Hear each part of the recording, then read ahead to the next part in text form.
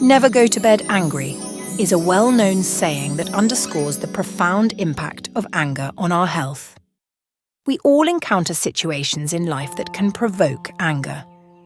Consider the frustration of being stuck in traffic when you're already late, or the irritation of bumping into people on a crowded subway when you're already stressed.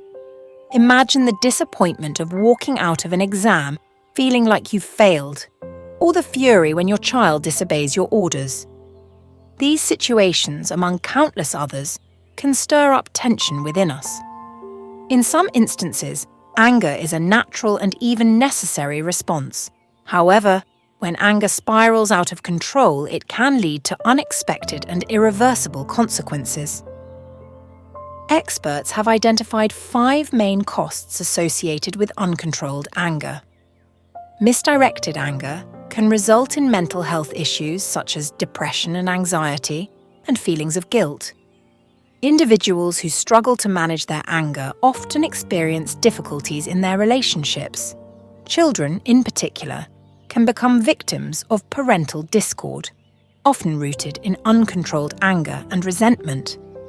Expressing anger in the heat of the moment might provide temporary relief, but it often leads to long-term feelings of shame, embarrassment, and diminished self-esteem. Despite being a natural emotion, anger can be detrimental to both your physical and emotional well-being when it becomes unmanageable. When you're angry, your body undergoes physical changes. Your heart rate and blood pressure increase, and your body releases hormones like adrenaline and norepinephrine. Prolonged anger and the associated physiological changes can lead to health complications. Given the potential harm of uncontrolled anger, it's crucial to learn how to manage it effectively. Many resources suggest that the first step in anger management is to identify the triggers of your anger. However, we want to emphasize a stage even before that. Prevention is better than cure. In our previous video on anger management skills, we discussed the concept of control.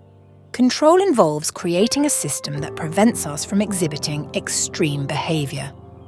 One of the key aspects of control is self-monitoring. It's essential to have an internal control tower to keep our actions and behaviors in check.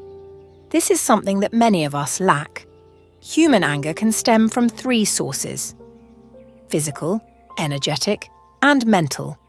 In this video, Professor Danesh will delve into each of these aspects in detail. One of the physical sources of anger is the food we eat. Identifying and eliminating harmful foods is the first step in managing anger. We discussed nutrition in detail in our previous video. In this video, Professor Danesh will discuss the second level of nutrition in anger management skills. The second level of the issue of anger control and restraint after food involves actions that we've received from outside. These actions can be categorized under nutrition, but not the kind of nutrition that comes through the mouth. Okay, let's break this down. Sometimes even something as simple as a smell can totally mess with your mood, right? Like, imagine a super strong perfume or something chemical smelling. Those can trigger some serious anger in people. So we got to be careful about the fragrances we use. The impact of fragrances on human moods is a hot topic of research today, with many researchers focusing on it. One of the latest conferences to exchange views on the latest advances in this field, with a focus on the impact of fragrances on the psyche, is the annual meeting of the EFRE Fragrance Association in the UK. Fragrances are considered food for the brain, and we must use them according to certain rules. If we don't use these rules, fragrances can also have side effects for us. You might have thought that temperaments are related to food, but fragrances also have their own temperaments. This is why we have different types of fragrance temperaments in the world of fragrances, and you can choose a fragrance based on your own temperament and characteristics.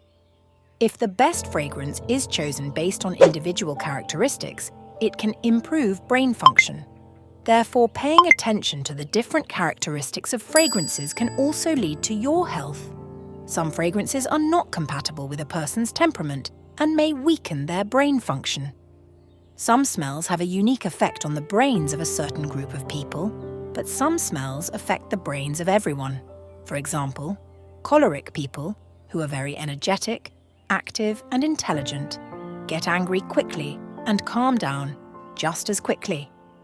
Smelling a warm fragrance can cause them to have a headache and increase their anger and rage, but this same warm smell can calm a phlegmatic person. Cold, cool, and temperate fragrances are suitable for these people, such as rose, cedar, apple scent, rosewater, sandalwood, geranium, eucalyptus. Lemon scent has also been tested in anger. We have some research that shows that people who get very angry and furious can better control their anger if they use lemon scent or have lemon scent constantly diffused in their workspace. And melancholic people, whose distinguishing characteristics are order, foresight, and introspection.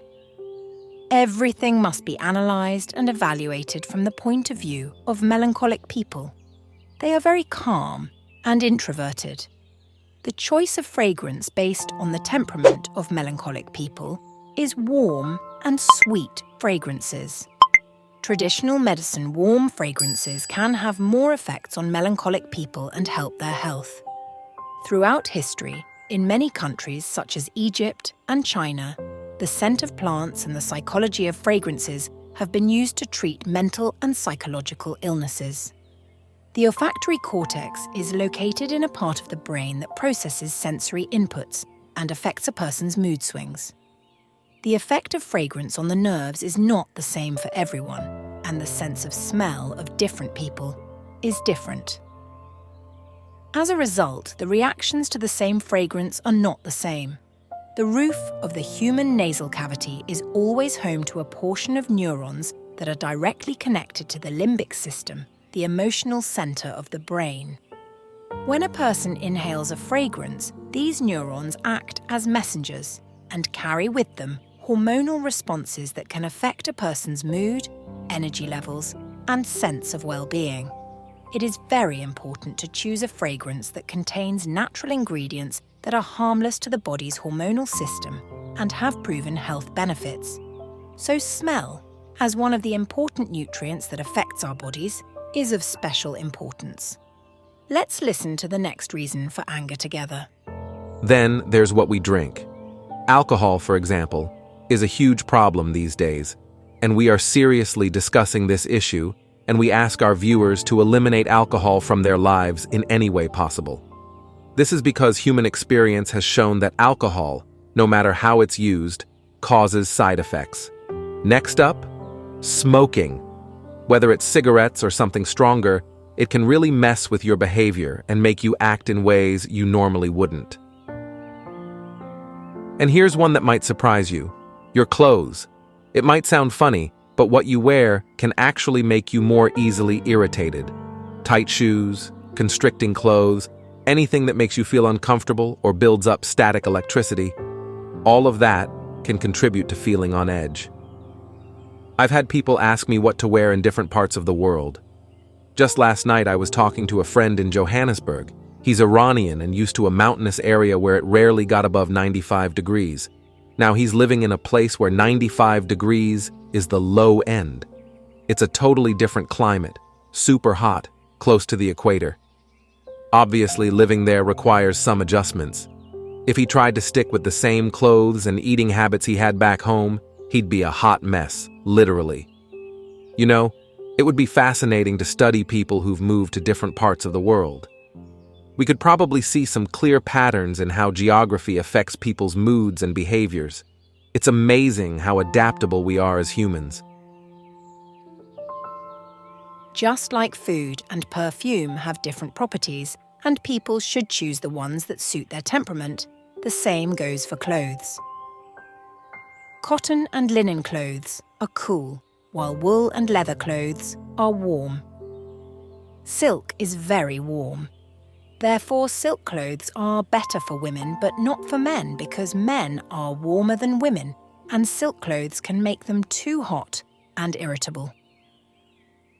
Cotton and natural fibres are always recommended as the best materials for everyday clothes. They are comfortable, breathable, and suitable for all skin types.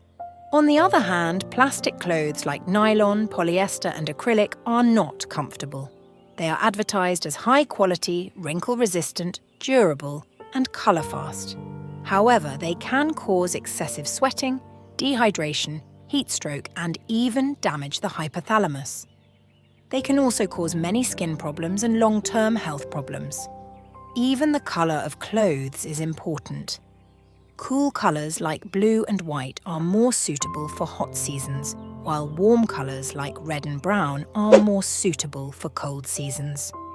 Experts also recommend that people who are aggressive and quick to anger avoid warm colours like red, which can increase their aggression. You know, something else that can really impact people's anger is their altitude. It's true. That's why so many people find being by the sea so relaxing. It's like being at sea level just chills you out, while the higher up you go, the more prone to stress you might be. Mountain climbers can probably tell you stories about that. So altitude matters, but so does your overall environment.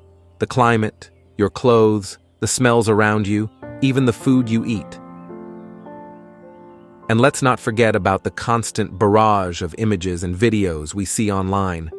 Spending too much time in the digital world can definitely make anyone feel on edge.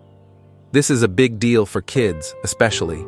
When they're glued to their phones or tablets, playing games or scrolling endlessly, they miss out on connecting with their families in a meaningful way. This can lead to misunderstandings, arguments, and a real disconnect.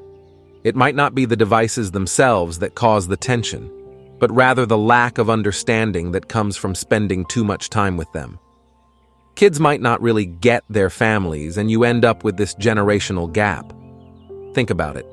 People born in the 50s, 60s, and 70s sometimes feel like they're speaking a completely different language than kids born after 2000, and that communication breakdown can definitely lead to frustration and anger within families.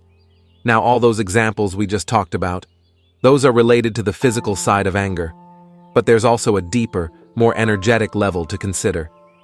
If things aren't right on this level, it can definitely make someone prone to anger. Our environment plays a huge role in this. The communities we live in can either fuel anger or promote peace. Think about the difference between, say, a martial arts gym or a soccer field versus a yoga studio. These places have completely different vibes. Yoga is all about finding your center and being calm. Even the locations where yoga is practiced are usually chosen for their tranquility. So when you step into that space, you naturally start to feel more at ease. Okay, so on the flip side of a calming yoga studio, you've got something like a soccer match, especially when the score is lopsided. Imagine a team down by 4 goals, desperately trying to catch up. Everyone's on edge, the players, the fans, everyone. And if that tension boils over, you can end up with some seriously out-of-control behavior in the stands.